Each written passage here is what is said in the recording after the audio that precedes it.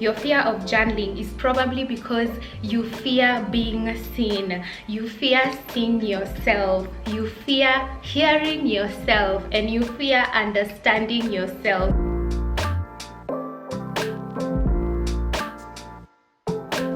Hey guys, so welcome back to my channel. Welcome back. Today we're going to be talking about all things journaling. I am going to bring you guys along what journaling is, how to journal, where to journal, why journal, all of that. We're going to talk about that in this video. I hope you enjoy this video, and if you do, make sure you give it a big thumbs up, subscribe to the channel if you haven't already subscribed, and leave me your comments down below and tell me what you think about this video. I am looking forward to hearing from you, and without further ado, let's get straight into the video. I have been journaling for the last 4 to 5 years, and this is something that has progressively impacted my mental and emotional health, and I thought it would be nice if more of us started journaling. But I know for sure some people struggle with it. They don't know where to start, they don't even know why we do it. So I'm going to address all of those things in this video. I have my notes here, so let's get into it. According to Google, journaling is writing down your thoughts and feelings to understand them more clearly,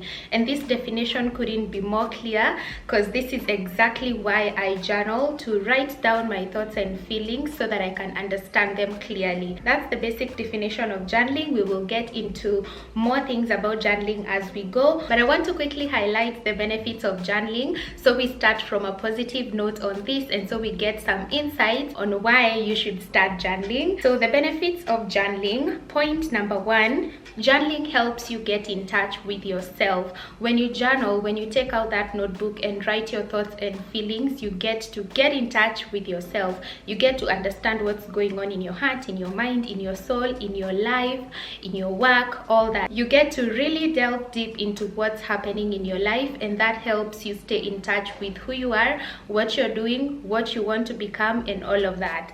Another benefit of journaling is it promotes healthy coping of stress and anxiety. This I can attest to, because yeah, sometimes life can throw us curveballs, and it can be really challenging to maneuver through hardships and challenges. But when you journal, you sort of get yourself some tools to cope with stress as it comes, and also helps you calm down your anxiety when it shows up at the least expected times. Sometimes when I am faced with tough challenges and I get anxious about a situation, I pull out my journal and write exactly how I'm feeling, and I always feel better. Yes, I might not be able to solve the problem at the time, but I feel much better and more equipped to deal with it, even if it takes days. Keeping up with journaling when I'm going through a tough phase in my life really helps. This I can attest to. Journaling also helps you to pinpoint problems and concerns that you might not even have an idea you have or are going through.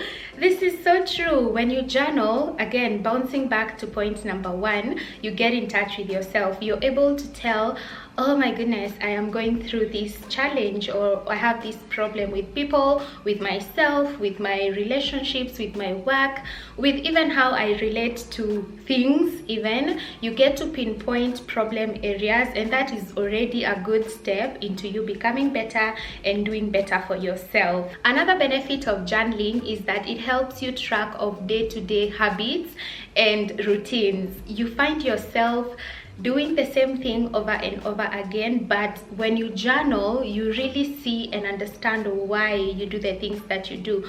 For me, for example, I really love tea. I love tea, and every day when I journal, I have to enter my tea drinking habits in a way, and I didn't realize I loved tea that much until I started journaling consistently, that I realized, oh my god, tea is a very big part of my morning. And it's not just because, you know, I love tea and it's part of my breakfast. It's because it kind of acts as the starter to my day, such that if I don't have my tea in the morning, I feel like the day is already incomplete, or I am not doing what I need to do. So that's another benefit that journaling has. It helps you track day-to-day habits, and it might not always be positive habits.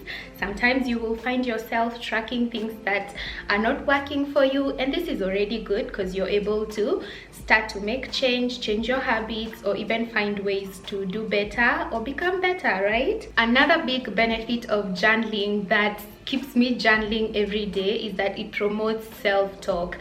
We all know that we are our worst enemies, and the things we have in our minds are the things that keep us from becoming who we want to become and doing the things that we want to do. When you journal consistently, you sort of learn how to talk to yourself kindly, to encourage yourself, to speak highly of yourself, and to just look at the positive things that you're doing or that you are. When you journal, you definitely don't want to be journaling negative experiences only. You want to journal positive things about yourself, right? And that should be the motivation to journal. But we all know that sometimes, you know, you're not feeling your best or things are not going according to how you want them to go, but you sort of learn how to be kinder to yourself in those situations, and you learn how to do things better, and you learn how to talk to yourself much better than you used to do before you started journaling. This for sure is a big benefit of journaling. Another major benefit of journaling is that it helps you organize your thoughts, and it helps you think about one thing at a time. I know overthinkers might not relate to this, but I am one. I am such an overthinker. Sometimes I have a million things in my mind and I don't even know what to prioritize. I don't know what to stop thinking about. But when I journal, which is why I do my journaling sessions in the morning, I sort of dump everything and then start slowly thinking about one thing at a time. That way I am able to organize my thoughts and prioritize the things that are important to me, and the things that are bothering me, I'm able to give them attention and deal with them as I go. So journaling will help you for sure organize your thoughts as you do it, but you have to do it consistently enough for you to get to that point where you're able to prioritize some thoughts over others. Now that we have all the benefits of journaling, well, these are the most outstanding ones. There are more to it and you will get to experience this as you go. It's time to now talk about how to beat the fear of journaling. I know most of us fear journaling. Some of us fear that people will come across our journals and they will read our secrets and they will read our, you know, biggest fears and insecurities, but that's not even why most people fear journaling. Your fear of journaling is probably because you fear being seen, you fear seeing yourself, you fear hearing yourself, and you fear understanding yourself. You don't want to go head on with yourself and see why you do things the way that you do them and why you're the type of person that you are. That's the biggest fear of journaling. So it's not about people coming across your journals, it's not about people reading your journals or you misplacing your journals. It's because first, you do not see yourself enough to be able to go head on with yourself and write the things that are going on in your mind or in your heart. Once you beat that fear, you're able to now do it seamlessly and you will not even worry about people coming across your journals. My journals are in my house. I leave them everywhere, and as much as yes, I live alone, I never worry about someone coming across my journal because I have accepted that that is my life. I have accepted that everything I've put in that journal is my truth, is my true authentic self. So even if someone came across it and read it, why would I fear? I've already accepted that to be me. I've already vulnerable with myself and accepted that that's the kind of person that I am. So when you get to that level of understanding that I honestly don't care what people think about me, I honestly don't care what people perceive me to be, I will be whatever I want to become, and nobody should even ask me about it, and nobody should even have an opinion about it. So getting to that level for sure can be challenging. If you are a beginner in journaling, you might feel like, oh my god, it's a lot coming head to head with myself, it's a lot having to unravel these layers of me that I have hidden for so long and I don't even know where to start. I know, I get it, I get you, it's hard, but the benefits of it surpass the fear of you not doing it. So how then do you beat the fear of journaling? We've seen that, yeah, most of us could be having that fear. How do we get to beat that fear? Number one, validate your emotions. I don't know if I will ever scream enough about why validating your emotion is the single-handedly thing you can do for yourself to be able to see yourself and to understand yourself. When you validate your emotions, you hold space for your emotions, you hold space for your authentic self, you hold space for the things that are in you and are with you and that have made you you. That is so important, and you have to really take time to validate your emotions. I know it's hard. Sometimes people are so invalidating, you know, people are just so quick to dismiss your emotions, and we get it. But you know what, they don't need to validate your emotions. They don't need to tell you that it's okay that you're a sensitive person. They don't need to tell you that you should stop doing this or being this and not being this. They don't need to do that.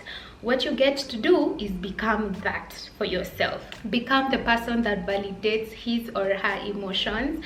Become the person that is so passionate about showing up authentically that you honestly do not care what people think about you when you show your emotions. I am a highly sensitive individual, and very small things can easily throw me off, but I have learned that, you know what, this makes me beautiful. Part of me being sensitive is that I am able to be more empathetic to people going through stuff. I am able to offer my help or offer my listening ear to people that are going through things, because I can somehow relate. I can somehow understand the pain they are going through from me being such a sensitive person. And even though my experiences might not match the experiences of other people, I know how it feels to not be seen. I know how it feels to not be understood. So being sensitive, yes, which is very frowned upon, makes me a highly empathetic person, and I've had to validate that so deeply that I don't even apologize for being sensitive. I own it up and I walk with my head high, knowing that I am highly sensitive, and there are benefits to that even more than the challenges of being a sensitive person. So number one, please validate your emotions. And how do you get to validate your emotions? You validate your emotions by allowing yourself to feel what you're feeling. If you're feeling sad, do not try and feel happy. If you're feeling angry, do not try and feel calm. Sit down with that anger, sit down with your pain, sit down with whatever feeling you're feeling, and allow it to just sit with you and sit with that emotion. And one thing I will tell you guys, you are not your feelings, you are not your emotions. So do not tell yourself that I am such an angry person. I don't even walk around saying I am such a sensitive person. No, that is victim mode, and we are not going to live in victim mode. Yes, you could be highly sensitive. Yes, you could have anger issues. Yes, you could be, you know, a crying baby or whatever you can put yourself as emotionally. You can be that, but you're not your emotions and you're not your feelings. They come and they go. I'm not sensitive all the time. I only get sensitive at some point, and other times I am okay, right? Release that attachment from your emotions and just validate it for the moment that it's there, and let it go. Let it pass, let it go. How else do you beat the fear of journaling? By meeting your own needs. That's another way you can beat that fear of journaling, because most times when you're going through a tough situation, or when you're just trying to go through life, sometimes you feel like people are not able to meet your needs just like you would like them to do it, but they're not obligated to. You are the one that can only meet your own needs the way you like them met. The day I learned that, I got so liberated, and I stopped attaching myself to people's expectations and my expectations of people. It was just a freeing moment for me, and I would love for you to get to that point too. Learn how to meet your needs. You want that bouquet of flowers, honey, go buy yourself that bouquet of flowers. You want someone to listen to you cry, why don't you listen to yourself crying? You want someone to understand why you're feeling that pain, why don't you sit with yourself and understand that pain yourself? It has to start with you meeting your needs, and that way you also teach people how to meet your own needs. That's the starting point. Another way to beat your fear of journaling is to start seeing and hearing yourself. Again, ties in with validating yourself. You want to hold space for yourself. You want to sit down and see the things that are you. You want to sit down and hold space for every personality that you have, because I know most of us have different personalities for different situations. How about you see all those versions of yourself and hold space for them? That ties in with our last 2 points, validating your emotion and learning to meet your needs, but it's the most important way of beating your fear of journaling. When you see yourself and you meet yourself, you will easily just write. You will easily just take that notebook and write whatever, because you're coming from a point of understanding. This is who I am, this is why I do this, this is why I don't do this, this is why this is important to me, and this is why this is not important to me. And seeing and hearing yourself is the most important thing you can do for yourself. Trust me. When you get to see and hear yourself, what do you become? You become your true, authentic self. Another way you're going to beat your fear of journaling is becoming your authentic self and honoring her or him, if they are brothers here. When you honor your true, authentic self, you're not afraid of anything. You're not afraid of people perceiving you a certain way. You're not even afraid of perceiving yourself a certain way. You've already owned who you are and gotten comfortable with what you're becoming. And yes, there's always room for change, there's always room for improvement, but you have to start from a point of accepting that this is who I am and this is why I do things the way that I do. That way, nobody honestly has an opinion over how I am, and I myself shouldn't be the first person to judge myself. So it will be easy for me to express my emotions, express my thoughts when I journal. Another way of beating your fear of journaling is by not caving into perfection. It's not a perfect story. You are not a perfect story, and your life is not a perfect story. It has its ebbs and flows, and you need to hold space for both sides of the story. So don't think about having a perfect journaling session where you woke up early and you got your workout in and you ate healthy breakfast and you sat and listened to music and did a little dance and sat and worked and worked and worked for hours. Then you had your healthy lunch. Do not even think about having a perfect story in your journals, because that's not who you are and that's not what life is. So when you're having hard days, accept that yes, today is a hard day. In fact, that is the day you're supposed to journal and journal and journal the day away. That's the day you're going to sit down with your thoughts and your emotions and hold space for those things, and journaling is a good way to start doing that. So now we've already beaten our fear of journaling and we are now looking for ways to journal. How do we start journaling? Where do I even start? Okay, I've beaten the fear and I am ready. I am ready to take my notebook and start journaling. But what do I write? What do I write? There are very many ways to journal. It's not cast on stone. It's all different for everyone, but there are general ways to start journaling as a beginner, and I'm going to highlight this quickly so that you guys can have an idea of where to start. Number one way of journaling is by doing a brain dump. I call these brain dumps because it's like trying to process what's going on in your mind without really having a structure, just writing down whatever. In fact, my brain dumps don't even make sense when I go back to read, because I'm just writing a million thoughts. I don't even care to skip lines or even put my full stops. I am just writing whatever is on my mind without even checking if I am done with the last thought or I am already in my next thought. It's just right. Brain dumps work very well when you're having a hard time expressing your emotions or your feelings.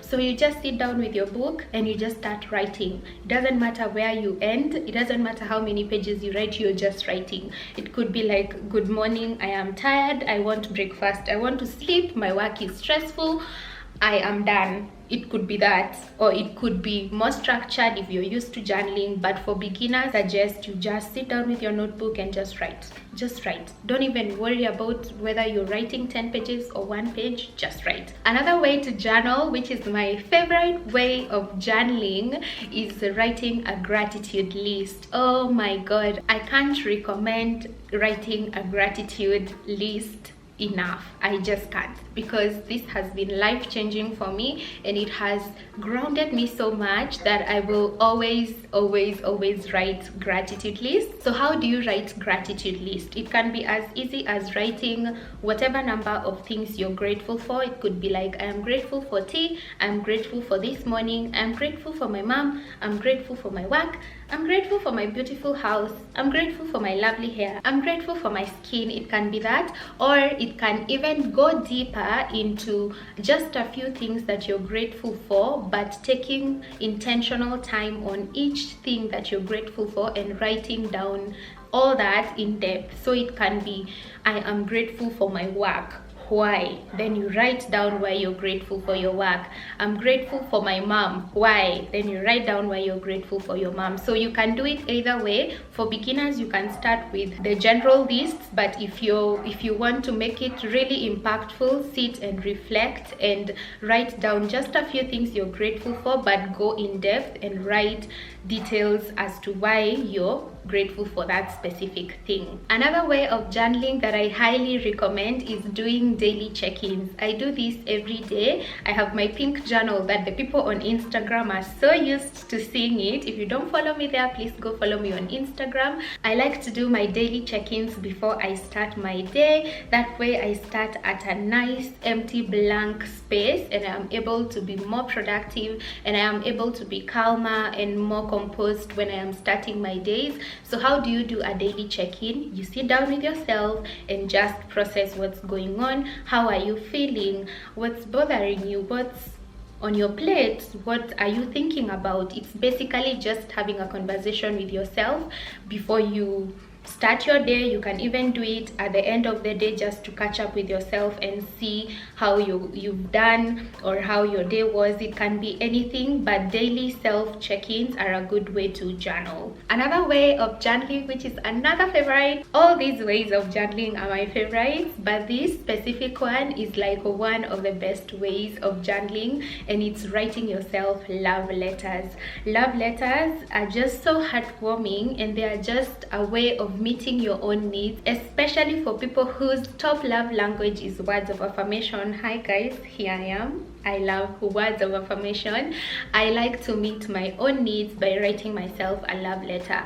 As a single girlie and as someone that lives alone, sometimes I can be deprived of that love from other people in words. I know my people love me, I know my friends love me, but they will not always write me a message and tell me, oh my god, we love you today, we love you tomorrow, we love you forever.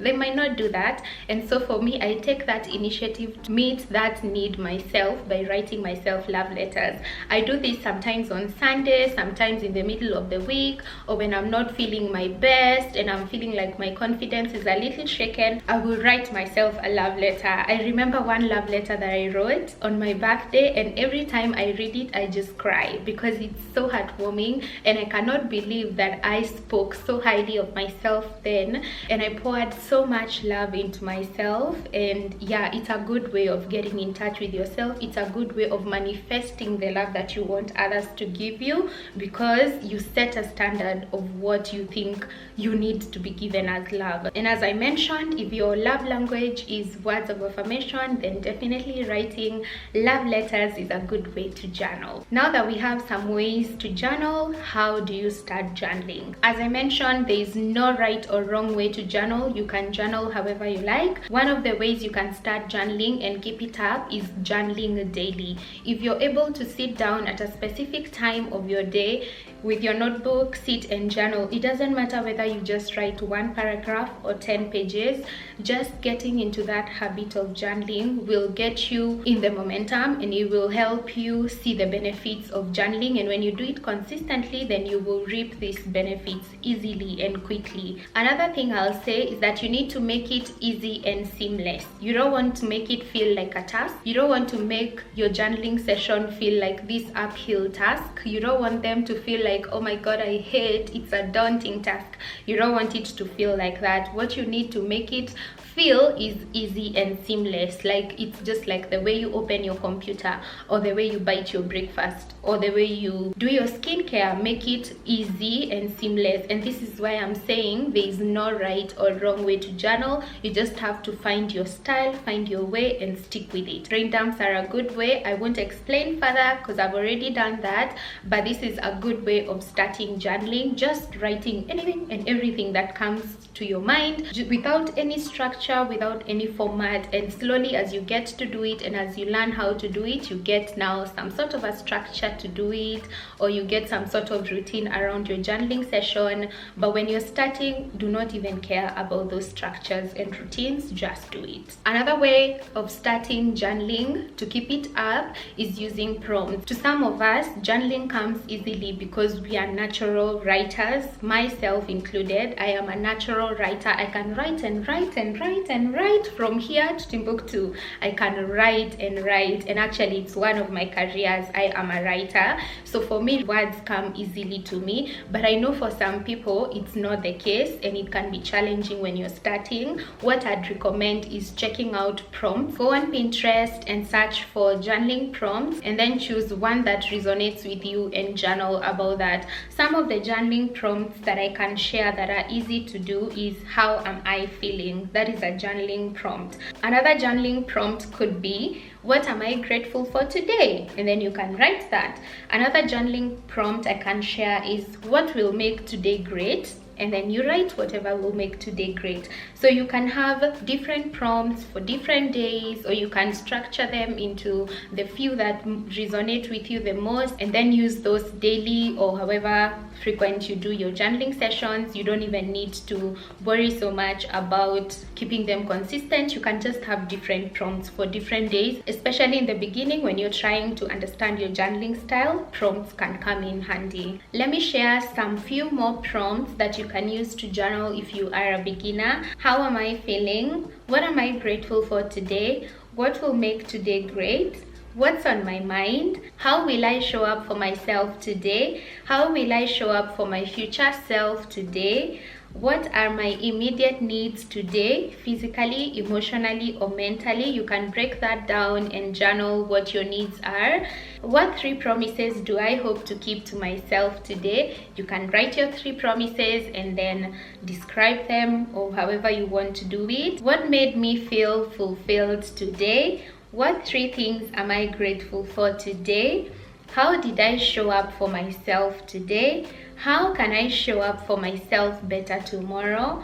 What about today made me smile? These are some of the prompts that you can start with just to have a lighter journaling session, and as you go you can now get to deeper stuff and deeper things that you want to unravel. So I have a few frequently asked questions, and I am going to quickly answer these. These are questions that I got from my Instagram page. I shared with people to ask me their journaling questions, and I got a few, so I am going to answer this question. Number 1, how do I stay consistent with journaling? I think I mentioned this earlier, but how you stay consistent with journaling is by making it easy and seamless and trying to do it daily. Personally, my journaling session is part of my morning routine. I don't get to open my laptop before I journal. I don't get to start work before I journal. It's easier for me to stay consistent journaling because I have made it a part of my routine. So find a convenient time for your journaling session and keep it that way for a number of days, and it will slowly become a habit that you can't help but do every day. Why does journaling feel like a task sometimes?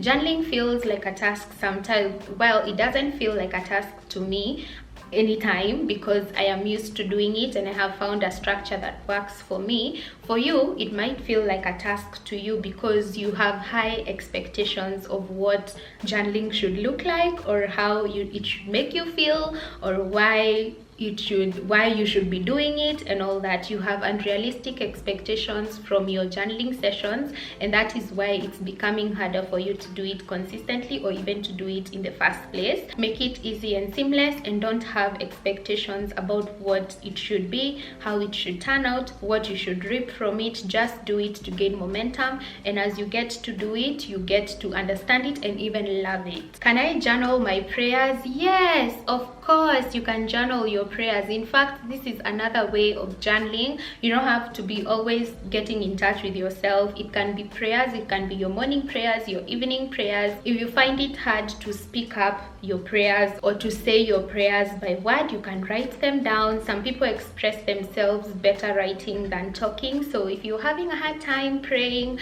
I'd say journaling is a good friend for you to keep up with your prayers and stay in touch with your God. Are there times you feel like your feelings are not ripe enough to write them down? No, because I have no expectations of understanding my feelings at that point.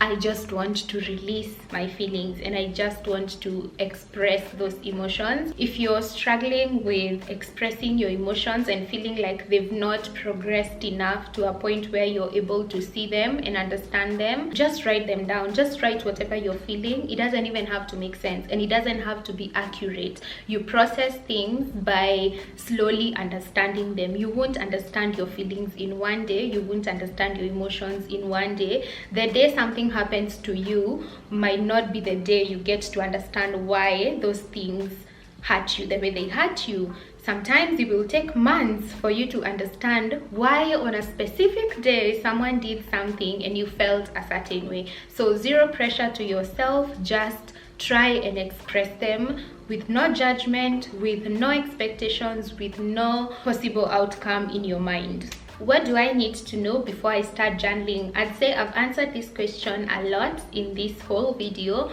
but to wrap it up and to make this easy for everyone, find techniques that work for you. I've shouted this again and again. Try and get a structure that works for you and a technique that works for you. My journaling structure might not be yours, and it's okay. As long as you're journaling and as long as you're expressing your feelings and emotions, that's all that matters. Another thing you need to know before you start journaling, you need to let go of your own judgment.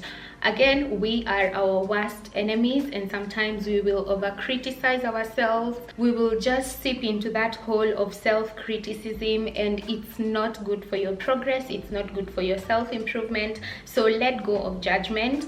Be your own safest space. If you can trust someone with your heart and your soul and your secrets and all that, let that person be you. Let the person that judges you the least be you. What else do I need to know before I start journaling? You need to keep realistic expectations. I will say this and I will say it again and I will repeat it again. You're not going to reap the benefits of journaling by just writing one page today and today only. It has to be a routine that you create. It has to be a habit that you stick with and something that you do consistently for you to see the benefits. So be patient with yourself, set very realistic expectations with yourself and keep it up. Just keep going, keep going. As you go, you will start to notice, oh, I can now understand my feelings better because I'm seeing myself better and I am hearing myself better. So it's progressive. It's not a one-time thing and you get all the benefits. No, it's not. Another thing you need to know before you start journaling is to create a routine around journaling. I have mentioned that my journaling session is part of my morning routine and I do it just before I start my day or just before I start my work. For you, what's the most convenient time for you to do your journaling session? It could be just before you go to bed. It could be immediately you wake up in the morning. It could be during your lunch break. It could be before you make your dinner. It doesn't matter. Whatever time feels most convenient to you is the best time for you to journal. Another thing that you need to know before you start journaling is to be free and open-minded about it. Don't take it too serious. It's not a story that we are writing that needs to be perfect. It's not a novel that we are writing, and it's not an article that we are writing. So the writers in the house, do not try and make your journaling session a whole blog article that you're writing. No, be unserious about it. Do you have serious conversations with your friends all the time? No, you don't. Don't hold yourself to a certain standard when journaling. Don't expect your journaling session to evolve to this amazing story and this mind-blowing story that you wrote or that you came about. You can even have all the spelling mistakes that you want. You can have all the grammatical errors that you want. In fact, for me, sometimes I read my journals and I'm like, girl, did you just write that? Are you the one that came up with that passage? Because it's giving no English. It's giving did not go to school.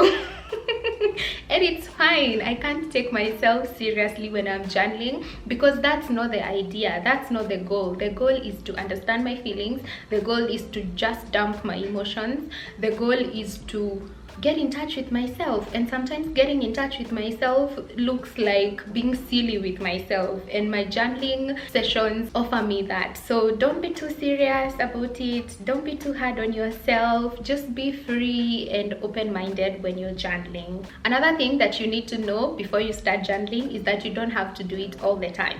You don't have to. When I started, I used to journal like once a week, sometimes once a month, sometimes twice a week. I didn't even have a routine, I didn't even have a structure. I was just journaling depending on how I was feeling. Right now I've made it daily practice because it's a grounding exercise for me. It's just like the way I take a shower every day. That's what journaling means to me today. But it doesn't need to be a daily practice for you. It could be a weekly check-in, it could be a gratitude list on Sunday, it could be a brain dump on Monday morning because it sucks to go to work, it could be a gratitude list during lunch hour. It could be anything, and you don't have to do it all the time for you to feel like you're journaling. It can be one of the things that you do at the end of the month to review yourself and to evaluate how you're doing and what has been going on in your life at the end of the month or at the beginning of the month. Or it could be something that you do at the end of the week. If you have a self-care day, it could be the one day that you journal. So it doesn't have to be done all the time. I hope all of you understand that.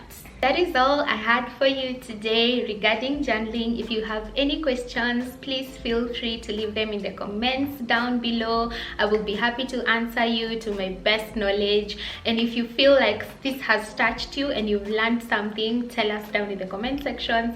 Tell us what you've learned. Let us know if you're going to start journaling, and if you're going to do it, how are you going to start it? Let's have a conversation around this, because I want all of us to reap the benefits of journaling. Just as it has been impactful in my life, I would love for you guys to experience it. If you have been journaling, what have you gotten as benefits? What have you learned through your journaling experiences? Share with me down below, and I will be so happy to read your comments. Again, don't forget to like this video and subscribe for more like this. I hope to see you guys next time. Bye.